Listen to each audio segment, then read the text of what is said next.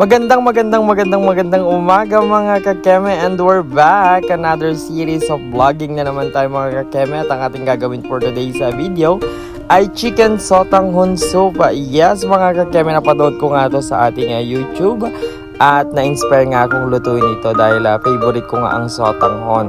Una nga ay magpainit tayo ng walang katapusang mantika, then magigisa tayo ng sibuyas at bawang. Yes mga kakeme, gumagalaw-galaw pa ang ating video dahil nga ako rin ang naghahawak niyan.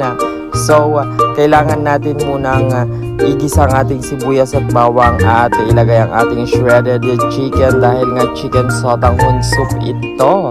After nga natin yan matusta ng kaunti, syempre kung may shredded chicken, meron din tayong sabaw o pinagpakuluan ng chicken with aswete. Syempre kailangan natin ng pampakulay para naman ang perfect niyang tignan. Parang kapeng kasing perfect ng pagbumukames. Syempre ilagay na rin natin dyan ang gusto nating dami ng sabaw. So habang inaantay na natin kumulo ang ating soup, ay maghiwa muna tayo at magbalat ng itlog dahil ilalagay natin yan sa toppings. At andyan na nga ang pampalasa natin, my favorite Knorr chicken cubes. At ayan na kumukulo ng ating soup. Diyan ay titimplahan na nga natin yan. Ilalagay na nga natin ang ating bechin, pampalasa, Knorr cubes, at syempre asin.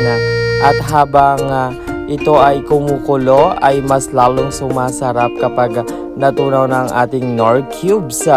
Thank you so much naman. Actually, pag nilalagyan ko na ngayon ng Knorr cubes, konting-konti na lang nilalagay kong mga asin at saka mga betchin kasi malasa na ang Knorr cubes. Pero kailangan pa rin natin ng supporting details. At pangalawang kulo na nga po yan at ilalagay na nga natin ang ating mahiwagang sotanghon, my favorite sotanghon ever.